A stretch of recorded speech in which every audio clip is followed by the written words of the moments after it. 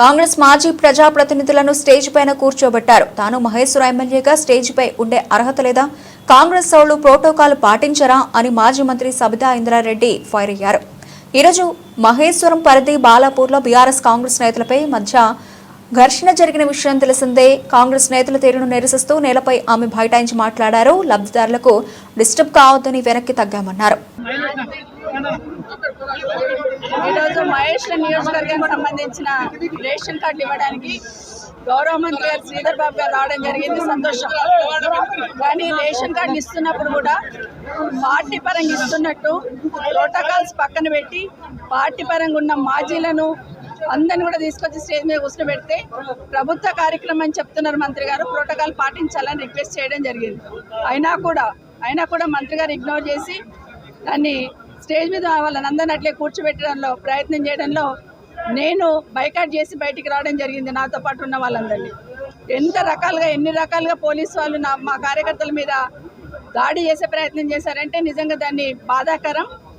మా పోలీస్ సంబంధించిన మా సోదరులు కూడా విజ్ఞప్తి చేస్తున్నా, ఏదైనా కూడా సమస్య వచ్చినప్పుడు రెండు సైడ్లు ఉన్న వాళ్ళని కంట్రోల్ చేసే ప్రయత్నం చేయాలా, కానీ ప్రతిపక్షంలో ఉన్న వాళ్ళను దౌర్జన్యంతో గెంటేసే ప్రయత్నం చేయాలనడం మాత్రం చాలా తప్పు.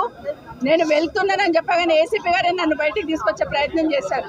పోలీసు వాళ్ళని అడ్డం పెట్టుకొని ఎన్ని రోజులు పాలన చేస్తారనేది ఖచ్చితంగా ప్రభుత్వం ప్రశ్నించుకోవాలి. ప్రజాపాలన అంటే పోలీసు వాళ్ళని పెట్టుకొని కార్యక్రమాలు చేయడమే ప్రజాపాలన. మా జర్నలిస్ట్ సోదరులు నా కార్యక్రమం అంతా నాతో పాటు ముందుకు వస్తున్నారని జర్నలిస్టుల మీద కూడా దాడి చేసే ప్రయత్నం చేస్తున్నారు.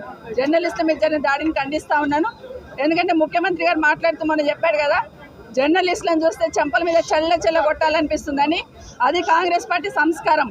ఎందుకంటే జర్నలిస్ట్ అనేవాడి విలువ ఏంటనేది, జర్నలిస్ట్ వాళ్ళకు ఎంత విలువ ఉంటుందనేది, సమాజంలో వాళ్ళ పాత్ర ఏంటనేది గౌరవ ముఖ్యమంత్రి గారు మర్చిపోయినట్టున్నారు. ముఖ్యమంత్రి గారు అన్నారు కదా, మేము దాడి చేస్తే తప్పేముందని. ఈరోజు పోలీసు వాళ్ళు కూడా మీడియా మిత్రుల మీద దాడి చేసే ప్రయత్నం చేశారు. దాన్ని ఖండిస్తూ ఉన్నాం. నిజంగానే మీరు రేషన్ కార్డ్స్ ఇస్తే అందరికి ఇస్తున్నప్పుడు గాంధీ భవన్కి వెళ్ళి ఇచ్చినట్టు మీ పార్టీ పరంగా ఇస్తున్నట్టు అందరినీ తీసుకొచ్చి స్టేజ్ మీద కూర్చోబెడుతున్నారు. ఇందిరమ్మ ఇల్లు ఇచ్చారు. కాంగ్రెస్ పార్టీ వాళ్ళు పోయి ముగ్గు పోస్తేనే ఇందిరమ్మ ఇల్లు శాంక్షన్ అవుతుంది.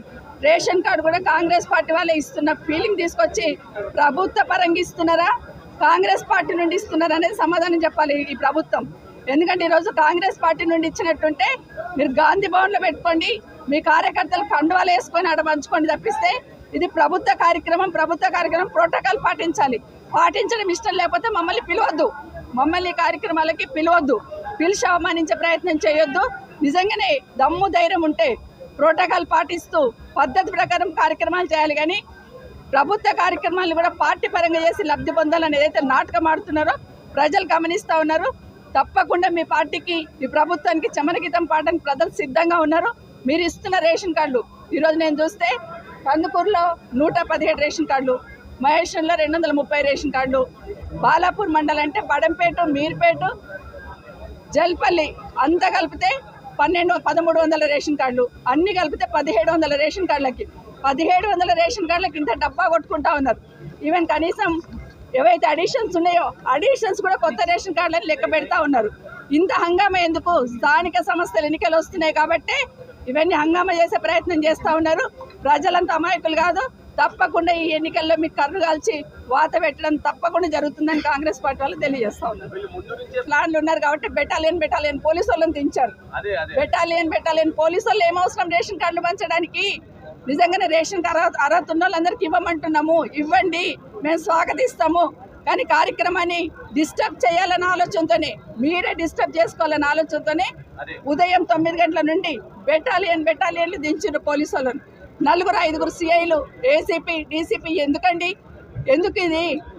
మామూలు రేషన్ కార్డులు ఇవన్నీ వస్తే ఇంత పోలీసు, ఇంత హంగామా, ఇంత సెక్యూరిటీతో ఇంత హంగామా సృష్టించాల్సిన అవసరం ఉందా? లేదు.